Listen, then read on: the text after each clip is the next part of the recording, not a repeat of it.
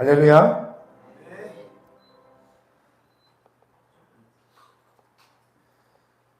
이 방송이 소리가 안 난다고 해갖고요. 잠시 봤습니다. 마이크가 꺼져 있네요.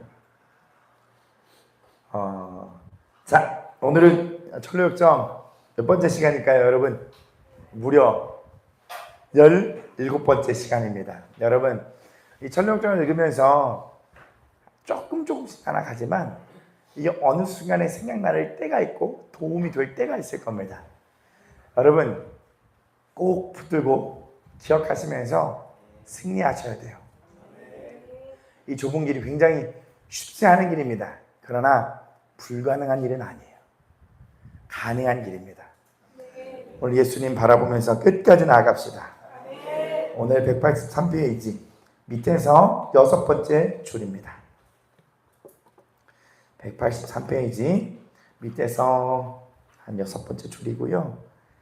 복음을 위해 시험을 봤다 2번째 시간입니다. 여러분은 복음을 위해서 시험 받을 준비가 되어 있으십니까? 복음을 위해서 시험을 받을 준비가 있으세요? 핍박, 박해, 나에게 있어서 예수님을 믿는다는 것으로 인한 굉장히 막 고통을 준다면 여러분 갈 수 있겠습니까? 더 이상 어려움을 당하고 싶지 않은 게 사람이에요. 그죠? 쉽고 좀 편하게 가고 싶고 좀 괜찮게 그냥 여유 있게 가고 싶은데 우리에게는 복음과 함께 고난을 받으라는 말씀 따라 그 고난이 우리에게 다가오고 닥쳐온다는 거죠. 지금도 고난 가운데 있을 수 있고요. 여러분, 근데 그것이 은혜입니다. 주님이 주님의 길을 따라갈 수 있게 하시는 은혜예요. 그 길을 예수님 바라보면서 따라가셔야 됩니다. 예수님 먼저 가셨고 우린 그 뒤에 주님의 그 발자취를 따라가다 보면 어느 순간 주님이 우리를 만나 주실 것입니다. 자, 읽어보도록 하겠습니다. 부하들은 크리스찬과 신실을 체포하고 취조했다. 신문관들은 두 순례자에게 어디서 왔으며 어디로 가는 길이고 어째서 그렇게 기괴한 자림을 하고 있느냐고 물었다. 크리스찬과 신실은 조금도 주눅들지 않고 자신들은 순례자며 세상을 떠도는 나그네들인데 본향인 하늘의 예루살렘으로 가는 중이라고 대답했다. 지금 크리스찬과 신실은 험한 시장 안에 들어갔습니다. 복음을 위해서 시험을 받기 위해 들어가게 된 거예요. 아울러 이렇게 험한 꼴을 당하고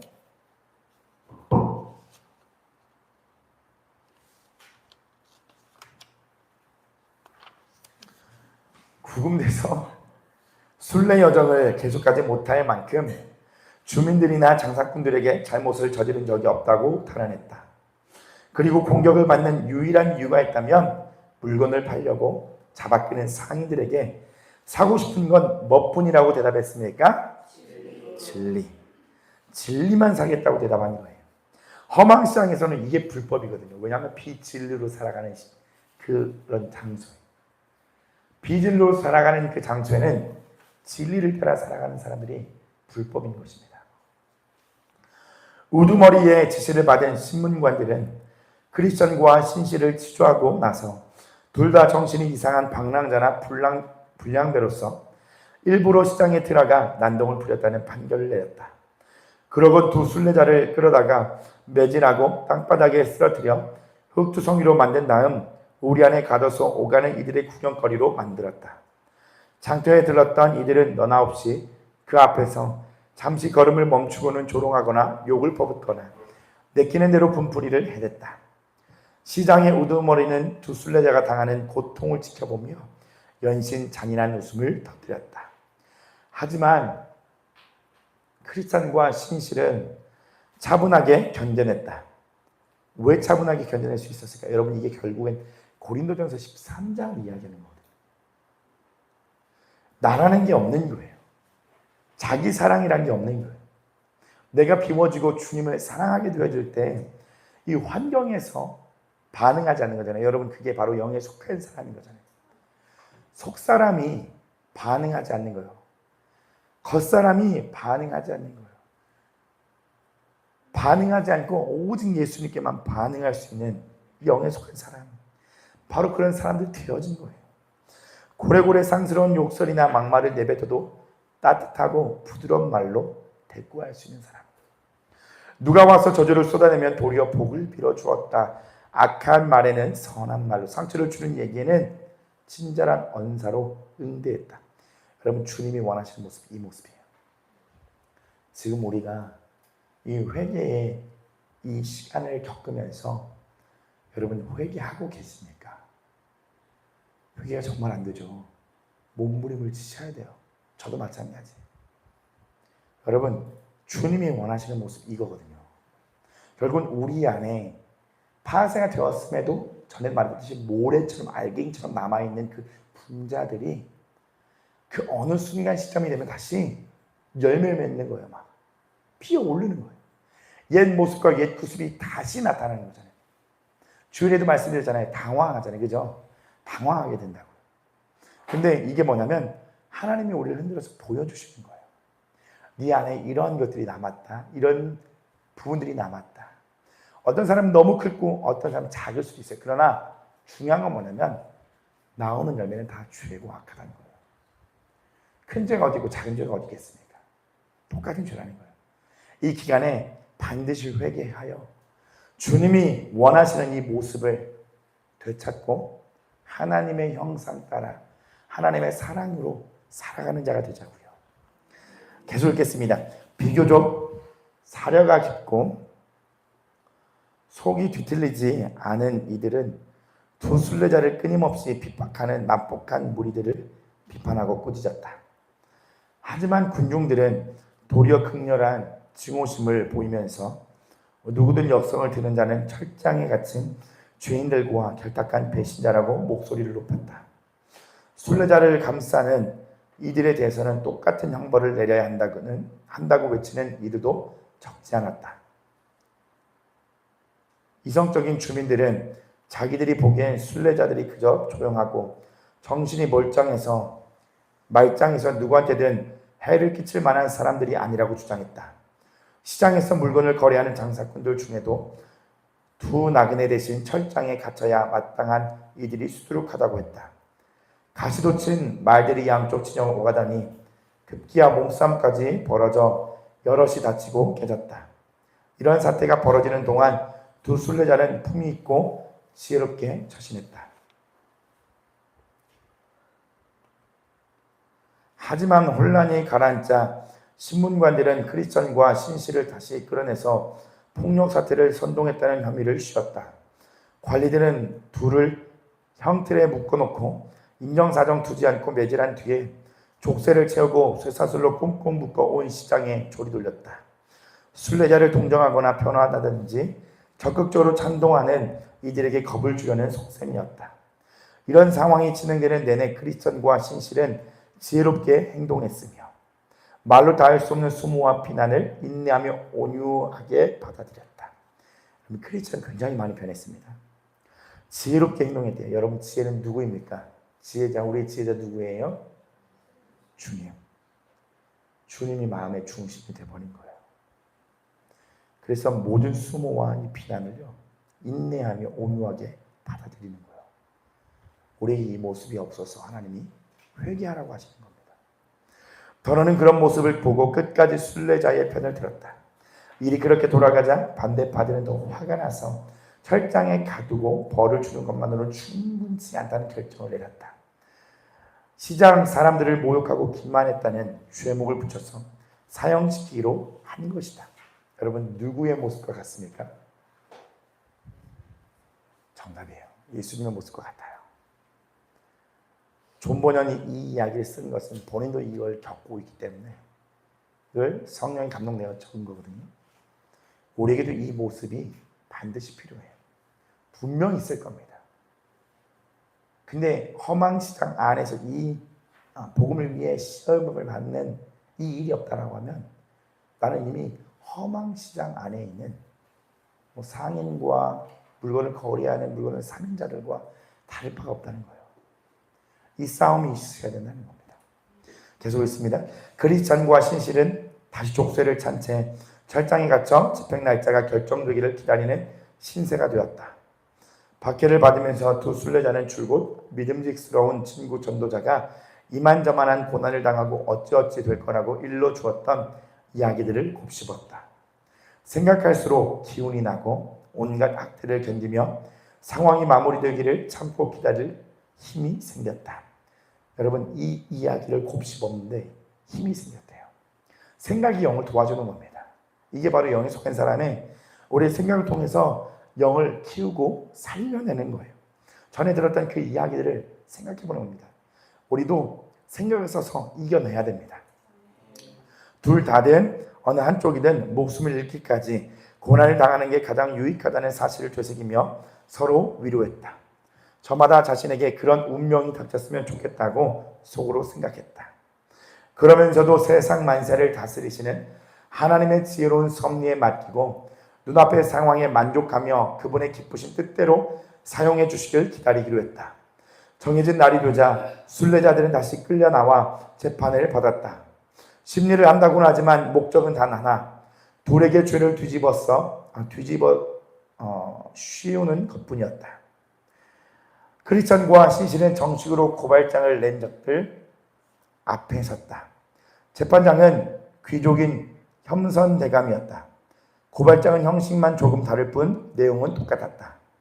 피고인들은 거래를 방해하는 적대 세력으로서 시내에서 난동을 피우고 주민들 사이에 분열을 꾀하였으며 이곳 임금님이 정한 규정을 짓밟고 몹시 위험스러운 사상을 퍼뜨려 패거리를 형성하였음. 먼저 신문을 받게 된 신실은 지극히 높으신 분의 뜻을 거스르는 자들과 맞섰을 따름이라고 자신을 변호했다. 소란을 일으켰다고 하지만 평화를 사랑하는 나와는 아무 상관이 없는 일입니다. 한편에 섰던 이들 역시 진실하고 결백한 모습을 보고 더 나은 쪽을 선택했을 따름입니다. 이곳을 다스리는 왕 바알세불과 그 졸개들은 주님의 적임으로 나로서는 당연히 정할 수밖에 없습니다. 재판장은 허망시를 다스리는 임금의 편에 서서 피고인들을 고발한 이들 가운데 누구든 나와서 증거를 제시해도 좋다고 선언했다. 누가 나왔습니까? 3명?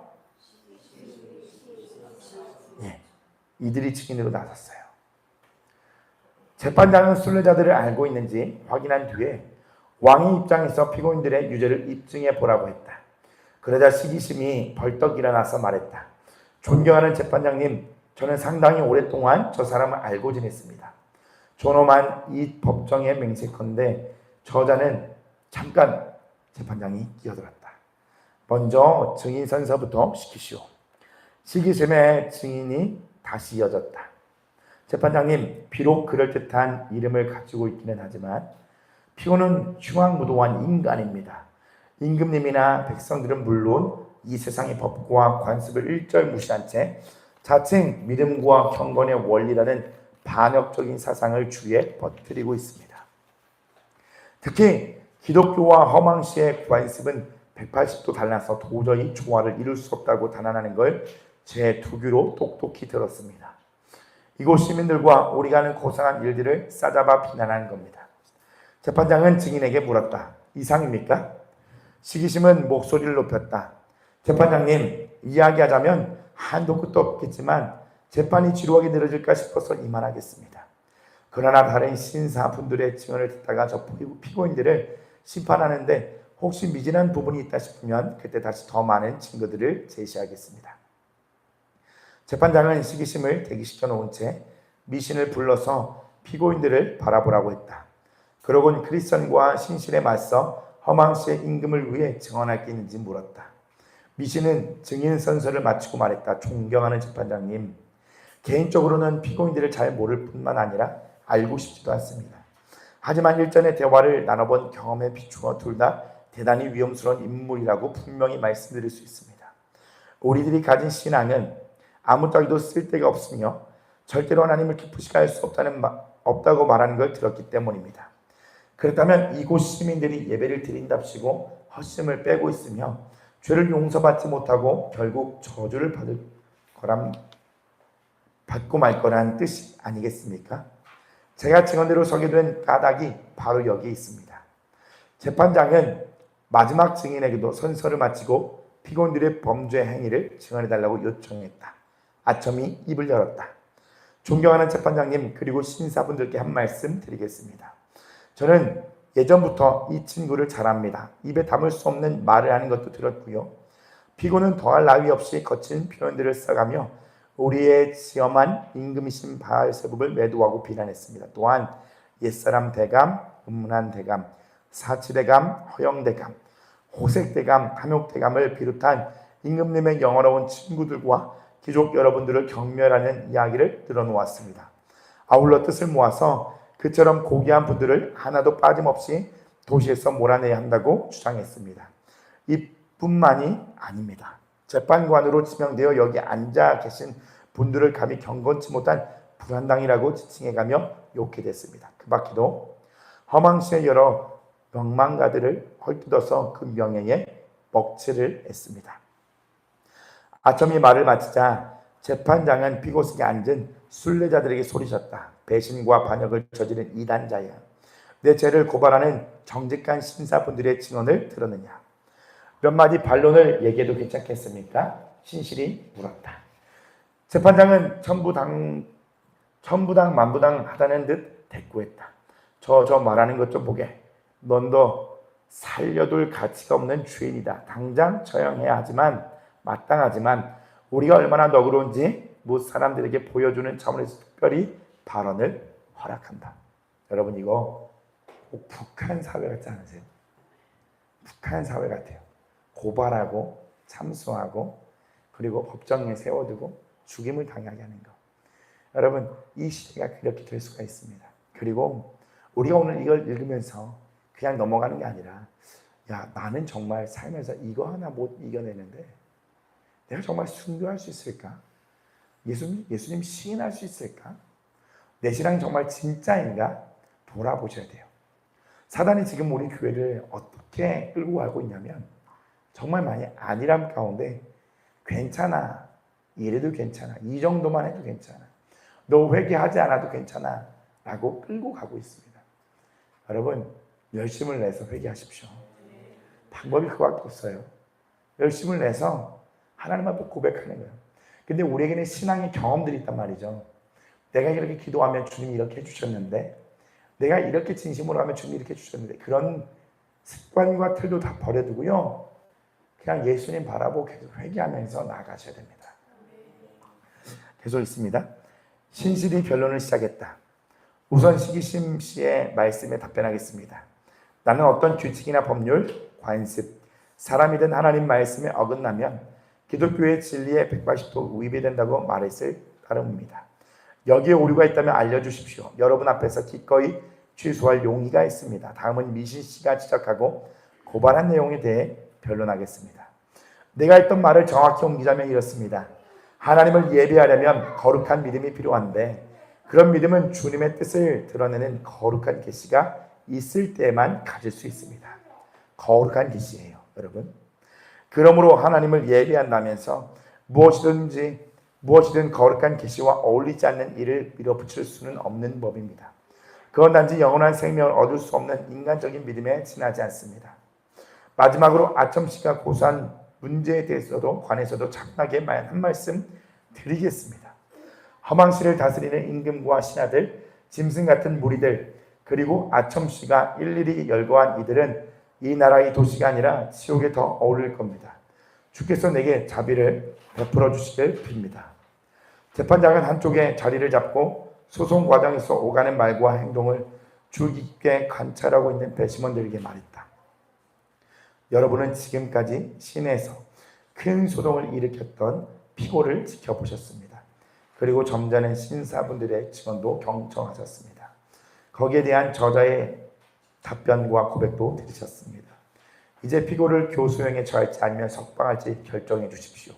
하지만 판결을 내리기 전에 허망시의 법률에 관해 잠시 설명해 드릴 필요가 있을 것 같습니다. 우리 임금님의 종이었던 바로 대왕 시절에 제정된 법령이 있습니다. 이곳의 종교와 어울리지 않는 신앙에 성장하고 번창해서 지나치게 강력해지는 걸 막기 위해 말썽을 일으킬 가능성이 있는 자들의 아들은 무조건 강물에 빠뜨려 죽이도록 규정하고 있습니다. 우리 임금님의 또 다른 신하였던 느부갓네살 대왕 통치 기간에 제정된 법에는 금 우상 앞에 엎드려 예배하지 않으면 누구든 맹렬하게 타오르는 풀무에 집어 던지라고 적혀 있습니다. 다리오 왕 치세에 나온 법규에 따르면 임금을 제외한 다른 신의 이름을 부른 자는 지위를 가리지 않고 사자굴에 쳐넣게 되어 있습니다. 지금 여러분 앞에 서 있는 이 반역자는 생각뿐만 아니라 말과 행동으로도 이런 법규들을 모조리 어겼습니다. 이건 도저히 용납할 수 없는 범죄입니다. 차근차근 짚어보십시오. 바로가 만든 법은 아직 실행에 옮기지는 않았지만 장차 저지를 수도 있는 잘못을 막으려는 뜻이었습니다. 하지만 여러분 앞에 있는 비고의 죄는 명명백백합니다. 이미 말씀드린 두 번째와 세 번째 법령을 기준으로 살펴봐도 마찬가지입니다. 피고인이 이곳에 신앙의 의의를 제기하고 있다는 점을 여러분도 잘 아시리라 믿습니다. 제 입으로 자백한 반역 죄만 가지고도 사형에 처하고도 남습니다. 재판장의 설명을 들은 배심원들은 옆방으로 가서 논의를 벌였다. 맹목, 무용, 악의, 호색, 허송, 성급, 자만, 증오, 거짓말쟁이, 잔인, 흑암, 완고 등 여기에 참여했다. 한 사람씩 돌아가면서 의견을 밝힌 뒤에 그 뜻을 모아 만장일치로 신실에 대한 유죄 판결을 내렸다. 그러곤 다 같이 재판장 앞으로 갔다. 가장 먼저 배심원 대표인 맹목이 나섰다. 피고는 이단임에 틀림없습니다. 이어서 무용이 말했다. 이런 작자들은 세상에서 끝없이 없애버려야 합니다. 악의가 맞장구를 쳤다. 옳습니다. 아주 꼴보기도 싫습니다. 다음은 호색이었다. 보기만 해도 구역질이 나서 견딜 수가 없군요. 나도 싫어요. 허성이요 받았다. 보기만 하면 꾸짖어대곤 했어요. 벌레만도 못한 놈 자만이 내뱉었다. 교수형에 처합시다. 목을 매달아 버리자고 성급이 외쳤다. 속이 부글부글 끓어오르는군요. 증오가 말했다. 놈은 사기꾼이에요. 거짓말쟁이가 손가락질했다. 교수형도 아깝지. 잔인이 중얼거렸다. 시간 끌 것도 없이 빨리 해줍시다. 흑암이 선동했다. 마지막으로 완고가 말을 못했다. 세상을 다 준대도 저런 자와는 한 하늘 아래 살 수가 없습니다. 얼른 유죄 판결을 내리시고 집행합시다. 여러분 지금 이것을 읽은 이 지체, 어쩌면 사람이라고 나와 있던 이런 사람들 있잖아요. 호색이나 허성이나 이런 자들이잖아요. 결국 이들이 하는 죄가 뭔지 아십니까? 성령 회방죄. 결국엔 이들이 하는 게 뭐냐면 성령 회방죄. 그러니까 내 기준이 다 옳은 거예요. 그 옳음에서 나오는 거예요. 내가 옳기 때문에 다 이런 것들이 나오는 겁니다. 모든 게 여기 있는 나오는 단어들이 다 거기 나오는 거예요. 맹목, 무용, 악의, 호색, 허송, 성급, 자만, 증오, 거짓말쟁이, 잔인, 흑암, 완고 이 모든 것이요 내 옳음의 기준에서 나오는 거예요. 그래서 성령의 회방을 하는 거예요. 크리스천과 신실이 진리만을 외치는데 허영시장 안에서는 그들이 생각하는 진리는 이 세상의 것을 사고 팔아야 되거든요. 근데 그들은 말이 다르고요. 입은 옷이 달라요. 행실이 다릅니다. 그들이 마음의 중심이 추구하는 자체가 다른 거예요. 그들은 뭐하고 있냐면 성령을 회방하는 거예요. 우리 안에도 성령을 회방하는 어떤 들이 남아 있습니다. 하나님의 영이 우리 흘러가지 못하게 하는 게 있습니다. 그러나 여기 대해서 무감각할 수 있어요. 이게 심각한 거예요. 내 안에서 성령이 나가야 되는데 나가지 못하게 막고 있는 내가 있는데 굉장히 무감각한 자들이 있어요. 저도 그러고. 이게 굉장히 심각한 거예요. 하나님은 나를 향한 계획이 있고 하나님의 뜻이 있는데 나를 향해서 주님의 뜻을 펼쳐 가시길 원하는데요. 모든 것을 다 막아요. 우리가 기복신앙이라고 하죠. 아니, 기복신앙을 그냥 제외하고 생각해 보자고요. 하나님이 나에게 물질의 축복을 주시기 원하는데도 그걸 내가 막아요. 내가요, 그 물질을 받으면 충분히 교만하고요. 내가 정말 교만하고 하나님을 업신여기고 이 물질로 인해서 그렇게 세상적으로 살아갈 수 있기 때문에 출시를 못하는 거예요. 하나님의 계획은 나를 향해서 어떤 계획이 있는지 모르거든요. 물질뿐만이 아니라 나를 어떻게 사용하실지 모르는 거잖아요. 근데 내가 스스로 막고 있는 거예요. 우리 성령의 사람 돼서 모든 걸 주님께 드릴 수 있는 자가 되어야 합니다. 계속 있습니다. 거의 다 왔네요. 배심원들은 우르르 몰려나가 결정사항을 실행에 옮겼다. 신실은 사형 언도를 받고 끌려나가 다시 없이 참혹한 죽음을 맞았다. 군중들은 순례자를 채찍질하고 죽도록 때리고 온몸에 칼부림을 해댔다. 그러고도 모자라서 다시 돌로 치고 검으로 찔렀다. 그러곤 끌어다 불구덩이에 집어넣고 한줌 죄가 될 때까지 태웠다. 신실은 이렇게 삶을 마감했다. 오른쪽에 그림을 보세요. 신실은 이렇게 삶을 마감하게 되었어요. 채찍질 당하고요, 죽도록 때리고 온몸에 칼부림으로 실은 죽음을 맞이하게 됐습니다. 순교했죠. 신실. 크리스찬과 신실이 함께 갔었는데 이제 신실이 죽고 그 뒤에 이 신실의 죽음을 보고 크리스찬에게는 소망이 생겨나게 돼요. 계속 있습니다. 꿈에서 보니 그처럼 야만적인 무리들 뒤편에 2마리 말이 끄는 수레가 신실을 기다리고 있었다. 적들이 손에 육신의 생명이 끊어지는 순간 마차는 순례자를 태우고 우렁찬 나팔 소리와 함께 새 예루살렘 성문을 향하여 곧바로 날아갔다.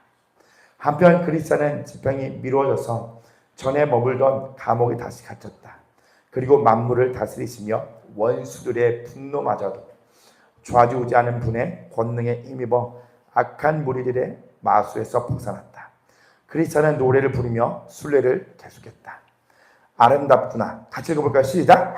아름답구나 신실이여 주님을 중직하게 선포했으니 믿음 없는 이들이 헛된 쾌락을 쫓다가 지옥에서 괴로워 부르짖을 때 그분의 축복을 누리리니 노래하라 신실이여 노래하라.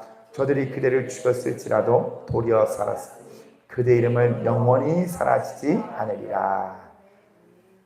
이게 순교하면요, 슬픈 게 아니라 기쁨이 오는 거예요. 기쁘잖아요. 그리고 그걸 보는 것도 기쁘잖아요. 우리도 생각을 해보자고요. 북한 사회처럼 우리가 중동처럼 그렇다고 생각하면 우리 예수님 믿다가 걸렸어요. 다 같이 끌려가게 됐습니다. 여러분, 누가 먼저 가실래요?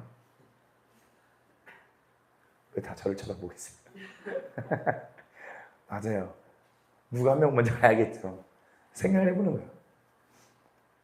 혼자는 어렵다고 예전부터 저희가 많이 들었잖아요.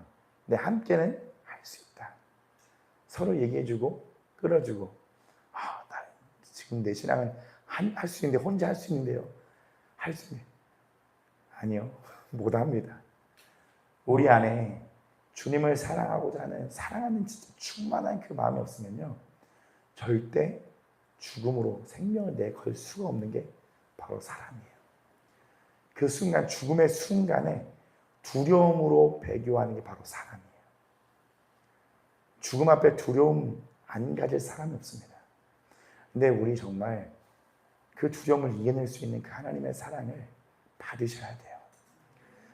마지막 여기 읽고 한 번 더 얘기할 건데요. 읽겠습니다. 신실이 죽고 하방시장에서 도망친 그리스도는 혼자가 아니었다. 소망, 본래는 다른 이름이 있었지만 그리스도와 신실이 장소에서 온갖 고난을 겪으면서 보여준 언행의 감동에서 그렇게 바꿔 부르기 시작했다. 그 남자와 함께였다는 거예요.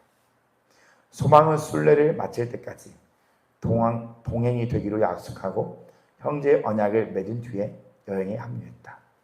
이렇게 산 사람이 죽음으로 진리를 선포하자 곧 다른 사람이 그 죄에서 일어나 순례의 길을 가는 내내 그리스도의 동반자가 되었다. 소망은 적절한 때가 되면 허망시에서도 수많은 이들이 뒤따라 새 예루살렘 성을 향하게 될 것이라고 크리스찬에게 속삭였다. 자, 오늘은 여기까지. 여러분, 복음을 위해 시험 받는 거 참 우리가 인생 가운데서 있긴 있습니다. 근데 삶에 그것이 지속되지 않아요. 우리가 핍박을 받고 있는 삶의 환경이 없기 때문이에요. 그래서 하나님은 우리에게 어려움, 고난 가운데 그것을 허락하세요. 각 사람에게 맞게끔 허락하세요. 그래서 힘들고 어려운 어떠한 부분들이 있을 겁니다. 근데 저도 그렇고요. 우리가 쉽게 그냥 타협해버리고 만나는 거예요. 복음을 가지고 정말 전진하라고 그렇게 말을 전하고 했지만 우리가 함께 그렇게 하지 못하고 있다는 것이 주님이 우리를 향한 책망이고 진단이에요. 여러분 포기하지 말고 가셔야 됩니다. 이 회개의 기간에 진짜 회개가 안 돼서 힘들고요. 회개를 해야 될 거 너무 많아서 괴롭고요. 또 이것이 예수님 때문에 내가 가림막되는 부분에서 너무 속상하고요. 아프고요. 그렇게 되는데 그렇게 못하고 있다면요. 돌아보셔야 돼요. 저는요.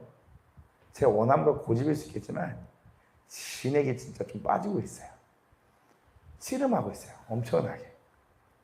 이렇게 해도 저렇게 해도 이렇게 해도 회개가 됐다가 안 됐다가 됐다가 여러분 끝까지 포기하지 마시고 전진하셔야 돼요. 오늘 우리가 이 말씀을 딱 읽었을 때 그 내용 그냥 그거구나가 아니라 정말 나는 이 씨름, 이 주님이 허락하신 시험 가운데 나는 통과하고 있는가를 여러분 생각해 보세요. 그냥 밥 먹는 게 즐겁고 누굴 만나는 게 즐겁고 여행 가는 게 즐겁고 잠시 그냥 피할 수 있는 회피의 길이 너무 많아요. 근데 주님이 우리에게 요구하시는 부분이 뭐냐면 회피하지 말라는 거예요. 회피하지 말고 솔직하게 나오라. 사실 그렇더라고요. 하나님의 본심을 모르니까 안다고는 하지만 하나님의 본심에 내 마음에 맞지 않으니까 틀어져 버리는 거예요. 우리의 중심이. 근데 하나님의 마음에 집중해서 그 본심을 계속 알아들이면서 나아가 봅시다. 주님은 우리를 회개로 인도하고 계십니다. 더 깊은 임재로 이끌고 계십니다. 여러분 믿으십니까? 가봅시다. 그래서 오늘 3인 1조로 오늘도 대화를 나눠볼 겁니다. 3인 1조로. 근데 다른 건 나누지 마세요. 내가 뭘 보고 있고 회개하고 있습니다. 구절절히 길게 설명할 거 없습니다. 그냥 나는 이걸 보고 있고 회개하고 있습니다. 이렇게 나눠주셨으면 좋겠습니다. 여러분 먼저는 싸워갑시다. 계속 오늘도 공격하는 것들이 있을 거예요. 잘 나누셨어요? 회개해야 될 부분들 잘 나누셨나요? 근데 이제 이게 회개가 안 돼요. 아는데 회개를 안 돼요. 싸우셔야 되고 삶에서 돌이키셔야 돼요. 그리고 더 집중해서 가셔야 돼요. 이 시간에는요 여러분 기도할 때 진짜 온전히 예수님 생각하면서 쳐내면서 그리고 회개하면서 몸부림을 쳐보자고요. 아멘? 네. 자, 불 꺼주시고요.